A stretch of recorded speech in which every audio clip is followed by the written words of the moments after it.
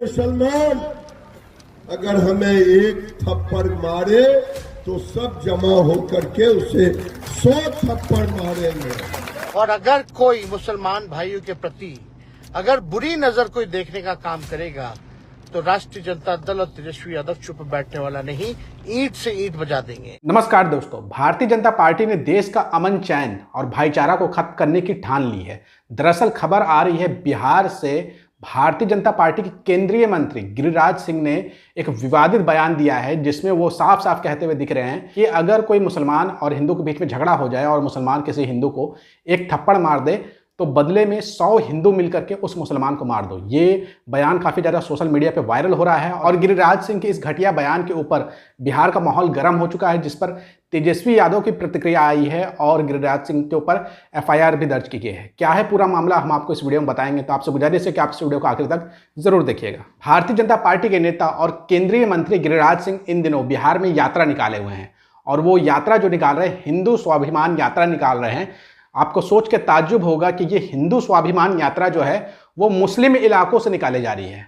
आप समझ रहे हैं, ये हिंदू के नाम पे यात्रा निकाल रहे हैं लेकिन मुस्लिम इलाकों से निकाल रहे हैं और उसका सीधा सीधा मकसद है कि 2025 में जो विधानसभा चुनाव होने वाला बिहार में, उससे पहले वहां का सामाजिक भाईचारा बिगड़ जाए और हिंदू मुसलमान के बंटवारे के बीच बिहार की जनता बढ़ जाए और उसके बाद भारतीय जनता पार्टी की सियासी रोटियां आराम से सेकी जा सके 2025 के विधानसभा चुनाव में। जिस साजिश के तहत गिरिराज सिंह को आगे बढ़ाया गया है और वो पूरे बिहार में घूम करके, खास तौर से सीमांचल के इलाकों में जहां मुस्लिम आबादी 50 से 60% है, 70% है, उन इलाकों में गिरिराज सिंह के द्वारा यात्रा निकाली जा रही है। कहा जा रहा है हिंदू स्वाभिमान यात्रा है। वहां पर सनातन धर्म की बात नहीं की जा रही है, सद्भाव की बात नहीं की जा रही है, बल्कि जहर उगला जा रहा है। और ये जहर यति नरसिंहानंद जैसे आतंकवादी नहीं उगल रहा है, बल्कि भारतीय जनता पार्टी का केंद्रीय मंत्री गिरिराज सिंह उगल रहे हैं। वो सिर्फ इसलिए उगल रहे हैं ताकि बिहार का जो सामाजिक समीकरण है वो बिगड़ जाए और भारतीय जनता पार्टी नफरत की रोटी सेक सके। गिरिराज सिंह का एक बयान सोशल मीडिया पे काफी ज्यादा वायरल हो रहा है जिसमें वो हिंदुओं को शस्त्र यानी कि हथियार उठाने की बात कह रहे हैं, साथ ही साथ मुसलमानों पर हमला करने की बातें कह रहे हैं। कहने का अंदाज उनका ये होता है कि अगर कोई मुसलमान आप पर मारे तो 100 हिंदू मिलकर के उस मुसलमान को मार दो। और ये बात केवल हिंदू लड़कों को नहीं कह रहे बल्कि हिंदू लड़कियों से भी कहते हुए नजर आ रहे हैं। यानी कि गिरिराज सिंह की हिंदू स्वाभिमान यात्रा वो किसी भी तरीके से हिंदू समाज का स्वाभिमान को नहीं बढ़ा रही है, बल्कि उनको दंगाई और गुंडा मवाली बनाने की यात्रा करते हुए देखे जा सकते हैं। गिरिराज सिंह ने क्या कहा है आप खुद सुन लीजिए।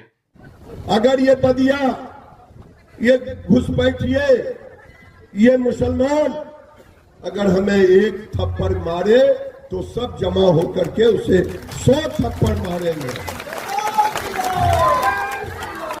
ये करेंगे, भाई और बहन दोनों से कह रहा हूं। बटोगे तो बटोगे तो बटोगे तो बटोगे तो कटोगे, तुम खुद कह रहे हो दीदी। और इसलिए हर लोग अपने घर में महादेव का दिया हुआ, देवी का दिया हुआ, दुर्गा मैया के हाथ में तलवार रहता है न, शंकर जी के त्रिशूल रहता है न, भाला भी रहता है न। अपने अपने घर में उसकी पूजा करो और कोई आए दुश्मन तो उससे अपनी रक्षा भी करो।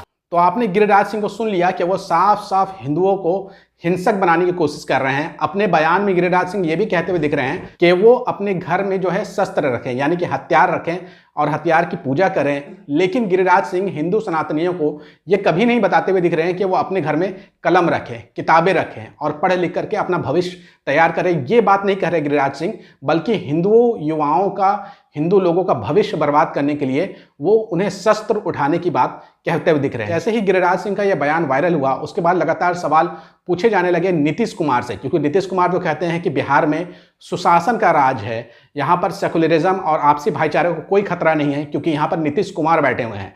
लेकिन नीतीश कुमार पूरी तरीके से चुप्पी साधे हुए हैं, यहाँ तक कि गिरिराज सिंह की यात्रा पर कोई रोक भी नहीं लगा रहे हैं। साथ ही साथ इस भड़काऊ बयान के बाद कोई एफआईआर भी दर्ज नहीं की गई है। गिरिराज सिंह के ऊपर एक एफआईआर दर्ज हुई है, लेकिन वो नीतीश कुमार की प्रशासन के द्वारा नहीं दर्ज की गई है, बल्कि ऑल इंडिया मजलिस इत्तेहादुल मुस्लिमीन के नेता कोर्ट पहुंच गए और कोर्ट के आदेश के बाद एफआईआर दर्ज हुई है।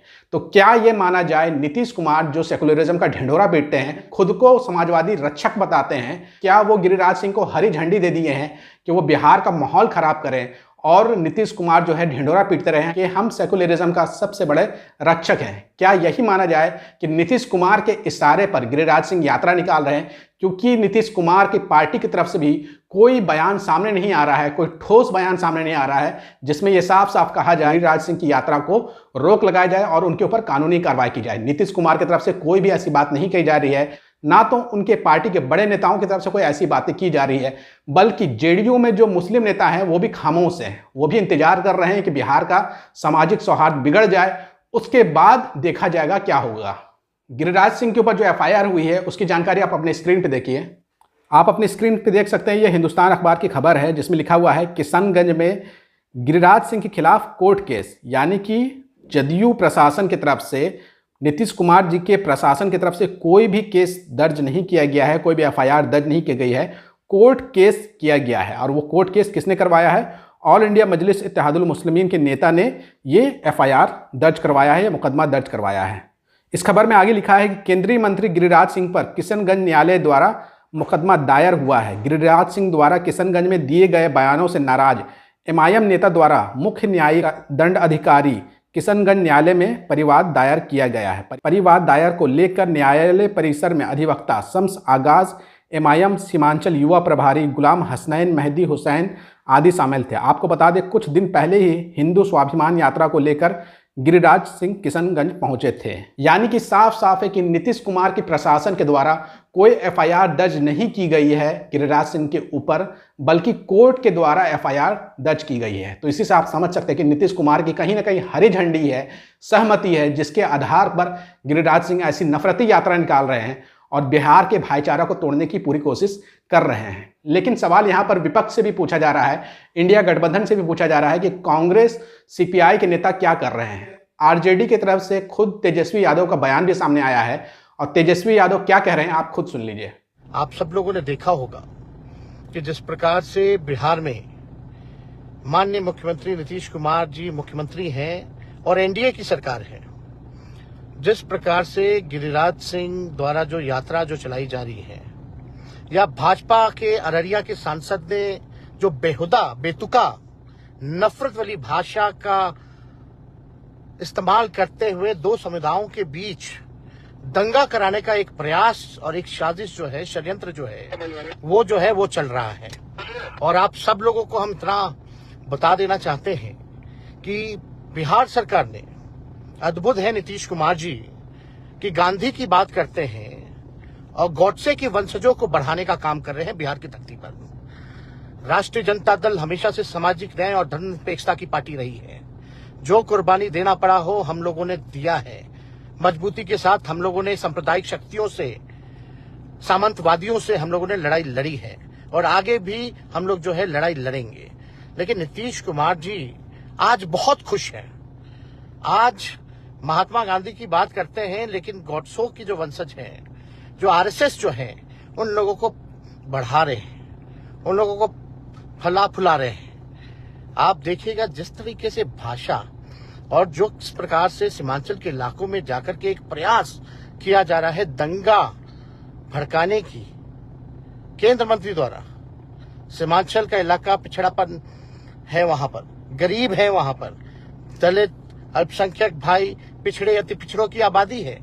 लेकिन सीमांचल के इलाके में वो गरीबी की बात करने नहीं गए, गरीबी मिटाने नहीं गए, बेरोजगारी की बात नहीं कर रहे, बेरोजगारी मिटाने नहीं गए, पलायन रोकने की बात नहीं कर रहे हैं, बल्कि सबसे ज्यादा वहां से पलायन है। महंगाई की बात नहीं कर रहे हैं, वो बात केवल कर रहे हैं कि एक भाई को दूसरे भाई से किस प्रकार से लड़ाने का काम किया जाए, हिंदू मुसलमान को जो है किस प्रकार से जो है लड़ाने का प्रयास किया जा रहा है। अररिया के सांसद ने जिस तरीके की भाषा का इस्तेमाल किया है उसका मैं विरोध करता हूं, खंडन करता हूं। और अगर कोई मुसलमान भाइयों के प्रति अगर बुरी नजर कोई देखने का काम करेगा तो राष्ट्रीय जनता दल और तेजस्वी यादव चुप बैठने वाला नहीं, ईंट से ईंट बजा देंगे। हमारी देश की खूबसूरती है, हिंदू हो, मुसलमान हो, सिख हो, ईसाई हो, हम सब लोगों ने कुर्बानी दी है, इस देश को आजाद किया है। इस देश की आजादी में सभी लोगों का योगदान है। मैं बिहार के लोगों से अपील करना चाहता हूं, नफरत की बात नहीं होनी चाहिए, बल्कि मुद्दे की बात होनी चाहिए। पढ़ाई, दवाई, कमाई, सिंचाई की बात होनी चाहिए। लेकिन नीतीश कुमार जी, आज अगर बिहार में जो कुछ हो रहा है तो ये आपका दिया हुआ है। जो सांप्रदायिक शक्तियां जो तांडव कर रही हैं, चौक चौराहों पे जो दंगा भड़काने का प्रयास किया जा रहा है, तो ये नीतीश कुमार जी की देन है। आज गांधी जी के विचार को मानने का प्रयास किया जा रहा है और नीतीश कुमार जी जो है वैसे लोगों को आज जो है, जो नफरत की भाषा बोल रहे हैं, जो दंगाई हैं, उन लोगों को जो है वाइब सुरक्षा श्रेणी जो है नीतीश कुमार जी ने देने का काम किया है। जो गाली दे रहा है, जो सांप्रदायिक हिंसा को भड़काने का काम कर रहा है, जो नफरत फैला रहा है, उन लोगों को माननीय मुख्यमंत्री सुरक्षा देने का काम कर रहे हैं। वहां नीतीश कुमार जी, अगर बिहार में अगर कुछ अनहोनी, अगर कोई घटना होगी, कुछ भी अगर होता है, दंगा फसाद अगर कुछ होता है जो भाजपा और आरएसएस के लोग करने का प्रयास कर रहे हैं, तो उसका बिहार में एकमात्र दोषी होगा, उसका नाम माननीय मुख्यमंत्री नीतीश कुमार है। एकमात्र दोषी होंगे। अगर बिहार में अगर दंगा होगा तो उसके दोषी केवल नीतीश कुमार होंगे। तेजस्वी यादव एक तरफ निंदा तो कर रहे हैं, लेकिन केवल निंदा करने से काम नहीं चलेगा। अगर इस यात्रा को इसी तरह से अगर बढ़ने दिया गया और आप लोग रोक नहीं लगाएं, या फिर आप लोग कोई आंदोलन करके या नीतीश सरकार के ऊपर दबाव बना करके इस यात्रा पर रोक नहीं लगाएं, तो आप मान के चलिए 2025 का चुनाव जो है वो पूरी तरीके से पोलराइज हो जाएगा, हिंदू मुस्लिम बढ़ जाएगा और इसका खामियाजा कहीं ना कहीं आरजेडी को भी भुगतना पड़ेगा। केवल वीडियो बना देने से, ट्वीट कर देने से काम नहीं चलने वाला है। आपको जमीन पे उतर करके इसका मुकाबला करना पड़ेगा और इसी तरीके से आप गिरिराज सिंह को रोक सकते हैं। माना कि आज आप सत्ता में नहीं हैं, एक वक्त था जब आडवाणी जी पूरे देश में रथ यात्रा लगा रहे थे और उस वक्त लालू यादव की बिहार में सरकार थी, तो लालू यादव ने रोक लगा दिया था आडवाणी की यात्रा पर। आज आपकी सत्ता नहीं है, फिर भी आपको जमीन पे उतर के कुछ करता हुआ दिखना पड़ेगा, वरना मुसलमान ये समझ जाएंगे कि केवल आप बयान जारी कर सकते हैं, उनकी हितों की रक्षा आप नहीं कर सकते हैं। आप कैसे देखते तमाम घटनाक्रम को कमेंट करके अपनी राय जरूर दीजिएगा और इस वीडियो को ज़्यादा से ज़्यादा शेयर करिएगा।